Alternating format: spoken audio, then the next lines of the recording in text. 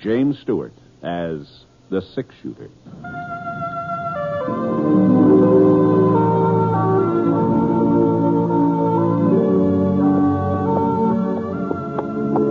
The man in the saddle is angular and long-legged.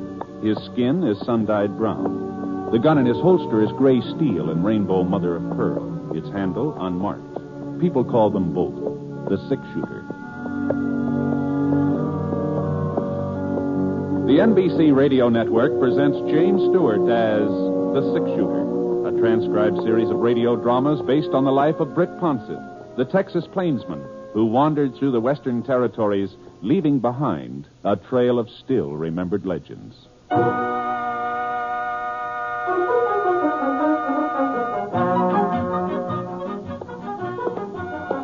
About the last place I expected to be that Tuesday was the town of Powder Creek. The Double G ranch where I'd been working was clear on the other side of the territory, about 200 miles away. But when Sam Griffith, he's the owner of the Double G, when Sam got a chance to buy off Forrest Trent's herd, he sent me over to close the deal. So the next thing I knew, I was walking down the main street on my way to the bank where I was supposed to meet Trent. Gee whiz, it sure was a nice day. Kind of Indian summer-like. A lot warmer than it had a right to be in October. The sun had fooled the maple trees into thinking it was spring. A couple of them beside the Civil War cannon in the square were even starting to bud. The two fellows sitting underneath it playing checkers in their shirt sleeves, it looked like the sun had fooled them, too. Howdy. Just a minute, mister. Just a minute till I make this move. There. That ought to hold you, Jonah. Now, what was it you wanted, mister? Oh, I didn't want anything. I just said howdy, that's all. Oh, howdy. Well, speak to the man, Jonah. He spoke to us. It's my move now. I'll do my talking afterward. Yeah. Howdy. It's a nice day. Yeah? Well, so long. Hold up there a minute, son. Say, see that gun of his, Jonah? Yep. You ain't Britt Ponset, the six-shooter. My name's Ponset, yeah. You hear that, Jonah? He's Britt Ponset. Yep. And we was kind of wondering when you was going to show up, Mr. Ponset. Been expecting you for the last month or so. What's that? Yeah, when you got to jump, you got to take it. That's the rule. All right, Jonah. All right, I know the rules. Well, we'll take it then. Take it. All right.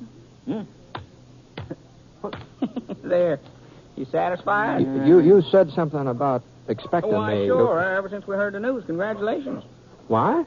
He said congratulations. Now, let's get on with the game. All right. Sure move, ain't it? Yeah, how in thunder should I know? All this chattering going on. Well, I don't like to keep interrupting, but I wonder if you would mind explaining just what you meant by... Jonah's trying to think. Yeah, I know, but what I don't want him to claim I beat him because we kept him from concentrating. No, of course not. No,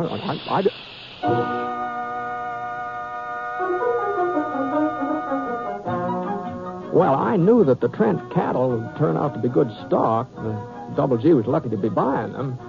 But since they weren't going to belong to me, I couldn't see why congratulations were in order. Unless folks in Powder Creek had heard wrong, unless they thought I was outfitting a ranch of my own. And I started to explain things to the fellows playing checkers, but they shushed me again, good and loud this time. So I gave up and went on town toward the bank. I was just passing by the newspaper office when I bumped into Quint Todd. He was editor of the Powder Creek Press, a weekly newspaper. Matter of fact, he was more than just an editor. Quint's pa had retired the last 6 or 7 years, and he was putting out the paper practically single-handed. Good afternoon, Quint. Huh? Oh, it's you, Ponset. So you finally got here, huh? Well, I'm here, if that's what you mean. I didn't realize folks were so anxious about me. Some of us are anxious, maybe. Some of us ain't. What, are you upset about something, Quint? Why should I be upset? Well, I don't know. If the things are all right, aren't they? I mean, with the paper. Paper's fine. I'll save you the next issue so you can see your name in print. Well, I sure can't think of any reason why you'd be writing about me. It's customary, ain't it? What? It's customary to write about the groom. The groom? The what? I'm busy now, Ponset. I got a story to run down. Oh, Quint, no, I hope you'll be real happy. Both of you. No, but Quint, hey, for Pete's sake, Quint!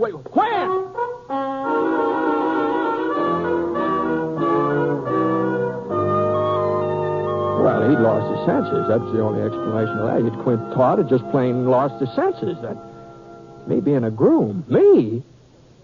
And who in the Sam Hill did he think I was going to marry? I hadn't even been keeping company. Not that I have anything against marriage, you understand. Like people say, it's an institution, a noble institution. Why, some of my best friends are married. And I suppose someday, not right away, of course, not very soon, but someday, maybe I'll... Hello, Brett. I was on my way to meet you. Huh? What's the matter? You look like you just fell off a bronc. Oh, hello, Trent. I guess I was kind of preoccupied. I was thinking about something. I reckon we shouldn't expect you to have all your faculties in good working order. Not at a time like this, huh? What? Oh, sure was a surprise. Never thought I'd see the day when some woman would put a saddle on you. What? Well, we better get over to the bank. I told Mr. Fredericks we'd be there by 3 about. He's drawn up the papers. Sure. Trent. Yeah? Now, about me getting married, the fact of the matter is, Oh, Brett, you know I was just joshing with that saddle talk. Oh, yeah. Oh, I know. To tell I know. you the truth, it's high time you did put down some roots. Maybe so. Yes, Trent. you just wait till you got a family of your own. Why, you'll be a different man. Oh, that's possible. That's possible, Trent. But just where did everybody get the notion that I was almost ready to... Now, you didn't think you could keep it a secret, did you? A secret? Well, you ought to know Minnie better than that. Minnie? Yeah, that's who told me. Well, of course, there'd been rumors going around for several weeks, but until I heard it from Minnie herself... Oh, wait, hold on. You mean Minnie Flint? Well, who else would I mean? It's her niece you're marrying, ain't it? What are you acting so strange about? Look, now, I just want to get this straight. Minnie Flint told you I was marrying her niece? Well, she told everybody. I see. Well, now, Britt, I know how a man feels when he's getting ready to jump overboard. I felt the same way myself, sort of awkward and embarrassed. Well, be that as you it wish may. folks didn't know about it so they wouldn't poke fun the way they always do. But you can't blame Minnie for spreading the news. Well, I sure do blame her. Well, now, Britt, Minnie's been like a mother to Helen, raised her since she was a baby. Well, Helen ain't never had no folks of her own. I know that. Well, then, you shouldn't mind Minnie being proud. Why shouldn't she do a little bragging, huh? Well, of course. The women folks around here seem to think you're quite a catch. Oh, now listen, Trent, let me tell you something. Here's the bank. I suppose you'll want to get this business done with pronto so you can get straight over to Minnie's place, huh, Britt? Yeah. Yeah, I would like to get over to Minnie's.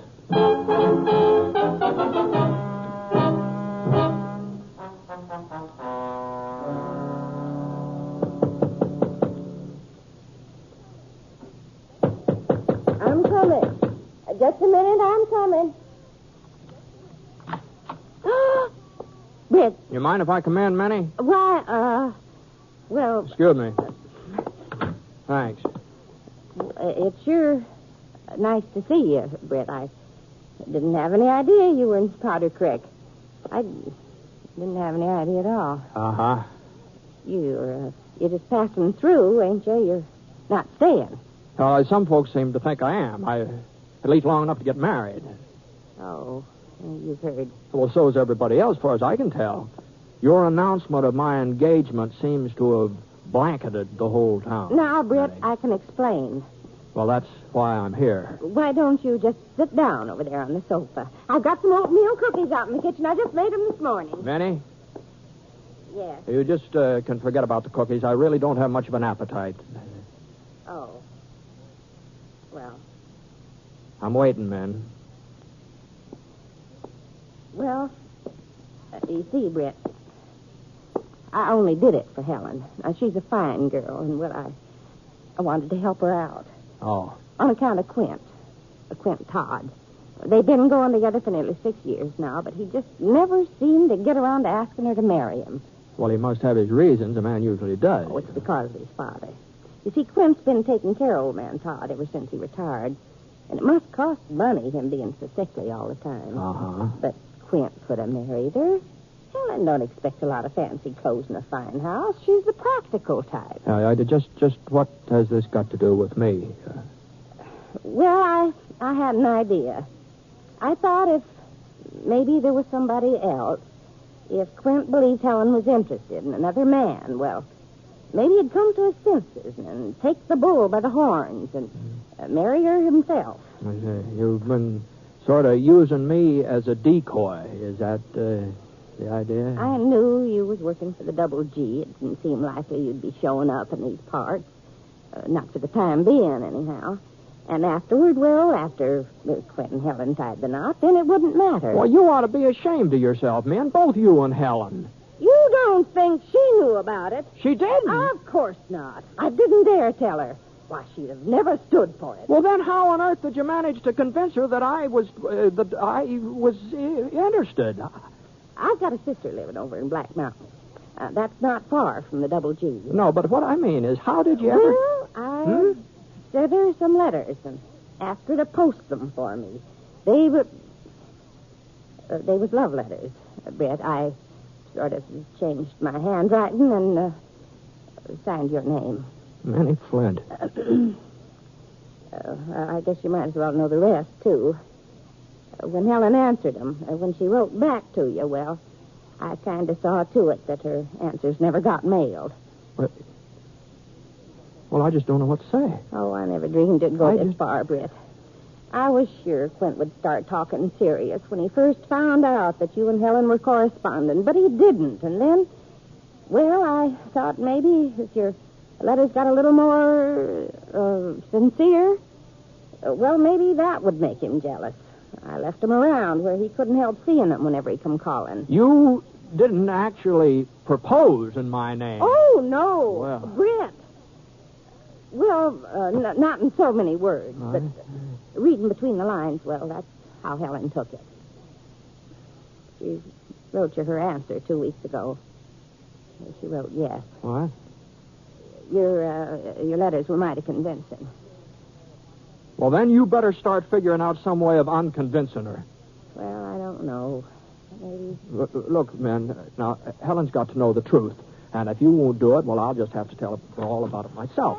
Because... Oh, Constantine, I guess maybe he's... Why, Brett. Well, you're here already. Hello, Helen. Oh, my goodness. Sure is good to see you, Brett. You're looking fine. Oh, so you, Helen, so you. I wish I'd known you were coming. I wouldn't have been out doing the marketing. No, it didn't matter. Didn't matter. Oh, Brett, I just gotta tell you. Maybe I shouldn't say it right out like this, but well, ever since I was a little girl, I've looked up to you so. Why, it just seemed to me you were the finest man that ever came through Powder Creek. No, Helen. Of course, I never guessed that someday, well, that you and I... Oh, Britt, I'm so happy about it. Excited and happy. I just hope you're as pleased as I am. Are you, Britt?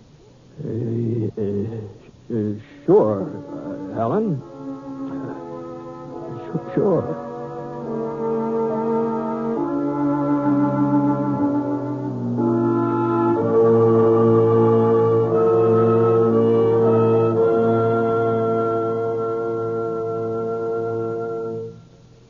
We'll return to James Stewart as the six-shooter in just a moment.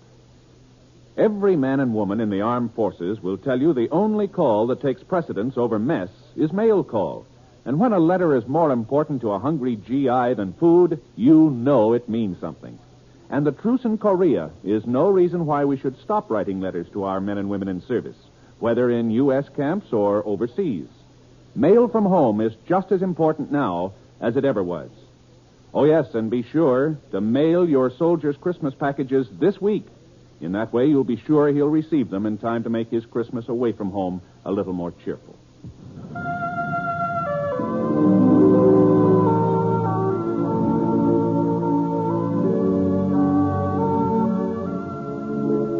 Now, Act 2 of The Six-Shooter, starring James Stewart as Britt Ponsett.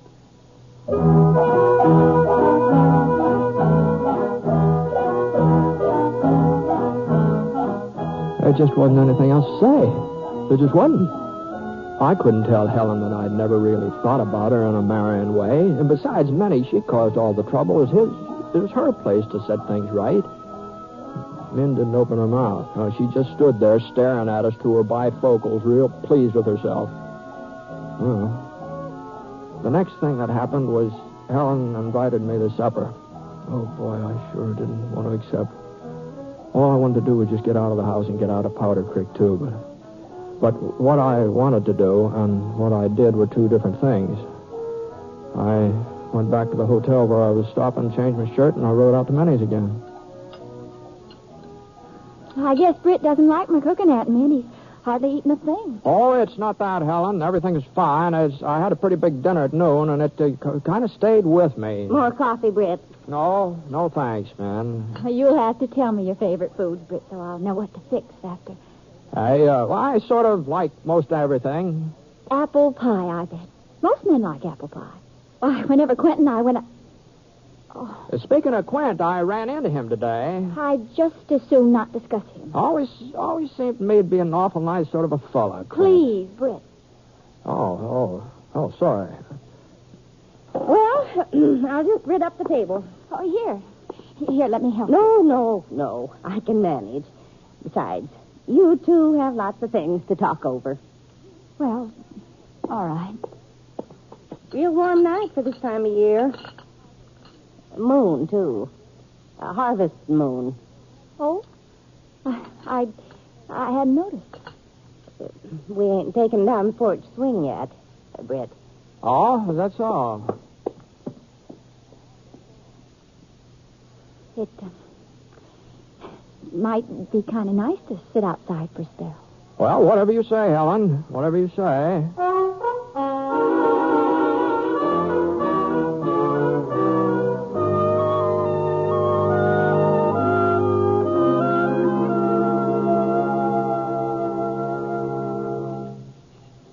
You sure you're not too cold out here? Oh, no. No, I'm fine. Besides, if I do get chilly, you could sort of... Helen. Yes, sir. Helen, about us getting married. We may not be able to have the wedding right away.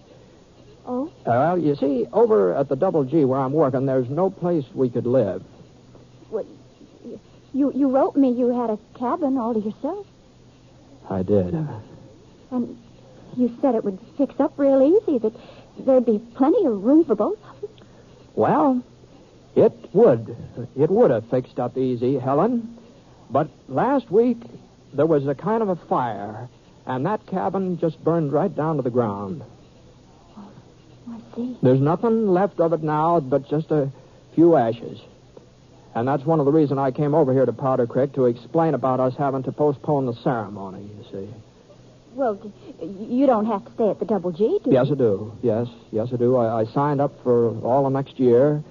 Don't have any choice, so maybe we ought to not be formally promised. I mean, if somebody else came along, I wouldn't blame you not for waiting. Britt, there won't be anybody else. Oh, you never know. You never know. And a year isn't very long to wait. A year isn't long at all. No, I guess not. But just in case. Wait a minute. I've got an idea. We don't have to wait. Hey. We can be married right away before you go back to the Double G. Then afterward, I can stay on with Aunt Min. There'd be times when we could be together, when you come over to Powder Creek for a week or so, like now. I never thought of that. You don't seem very anxious, Britt. From the sound of your letters, I thought you wanted to get married. Oh, sure. It's just, Well, looks like somebody's riding up this way. Why, it's Quint Todd. Oh.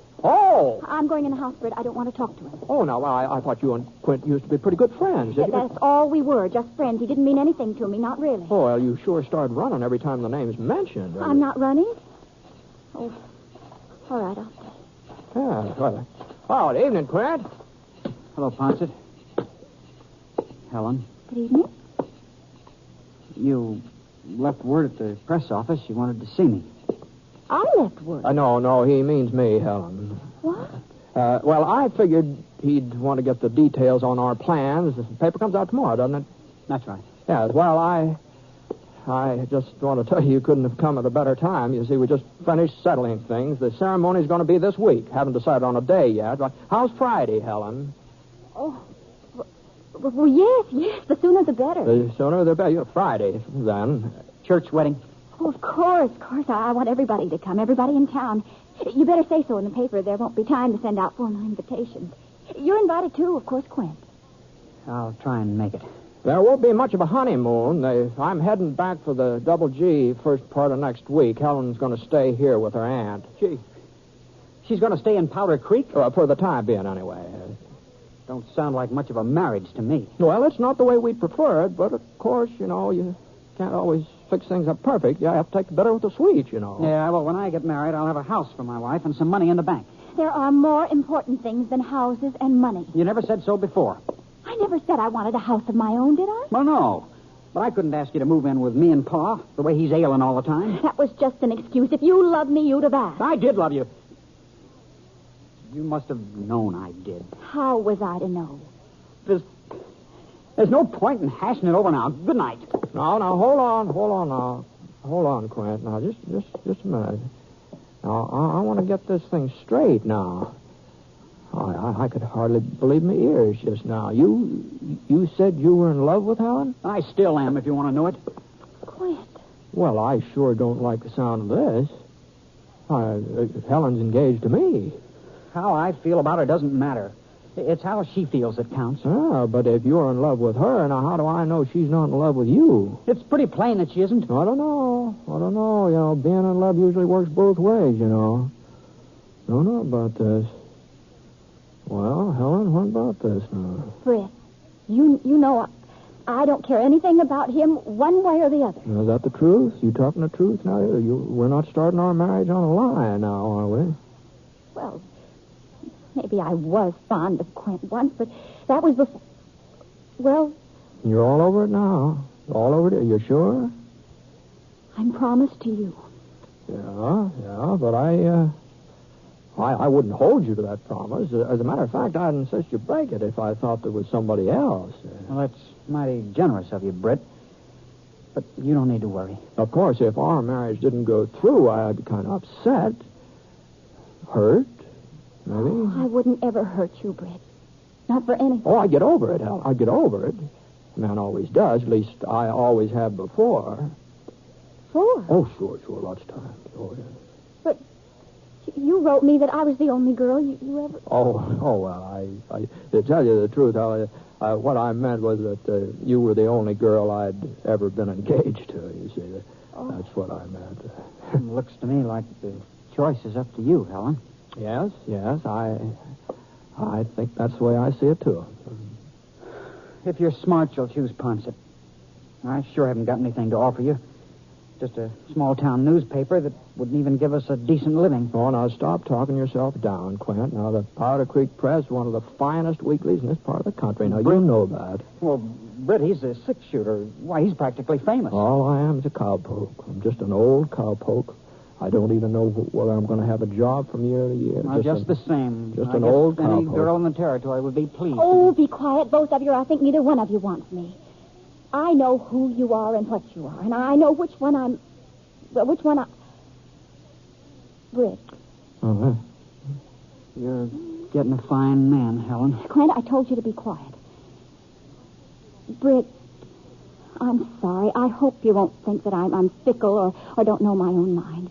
But, well, you are the six-shooter. You don't really need a wife. Helen, you don't mean you're going to take me? And Quint, well, he needs somebody to look after him. I've seen that house of his. Well, I'll bet the place hasn't had a good spring house cleaning for the last 4 years.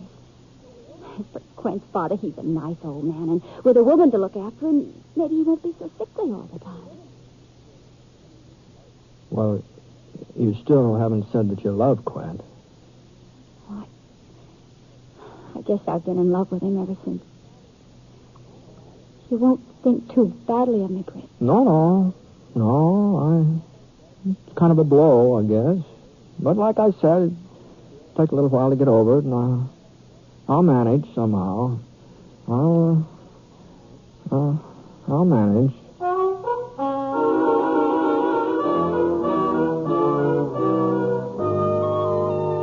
Well, I left Quint and Helen standing out there on the porch. I went inside to get my hat. Minnie was hovering by the front window. When she saw me, she shut it real quick and tried to appear innocent. Well, it looks like your scheme finally worked out, man. My scheme? Seems to me it was more yours than mine. Oh, what are you talking about? You know very well that your asking Quint over here tonight was what brought things to a head. Well, I just wanted to make certain he had all the facts about our wedding, that's all. So the story in the paper would be accurate. Oh, that's sure, all. Brett, sure, I know. Poor Quint. What? Well, I guess he deserves it after making her wait all this time. Well, what do you mean, Minnie? Well, I was just thinking. He's going to have to toe the line real close, and he's not going to win many family arguments, neither. Well, I don't see why not. Well, I'll tell you why not. Every time Helen has trouble with him, all she'll say is, don't forget I could have married the six-shooter, but I gave him up for you. And Quint will just have to sit there and take it, no matter how often she says it. Oh, now, man, you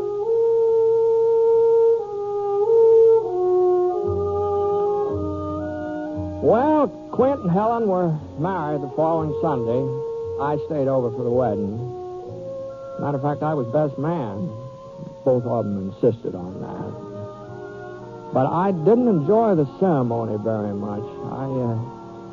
I kept thinking that, that it could have been me standing there saying the I do's. And, gee whiz, that sure was a close call.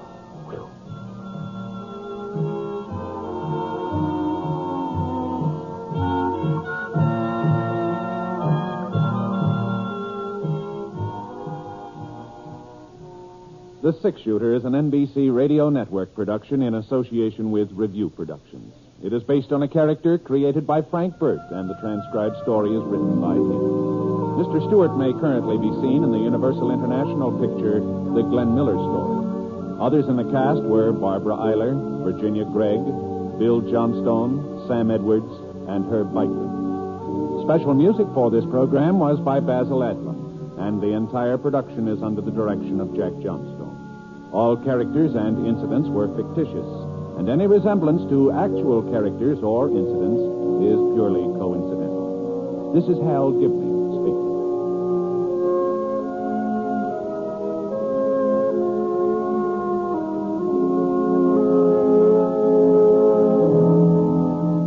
Tonight, hear Angela Lansbury in the NBC Star Playhouse on the NBC Radio Network.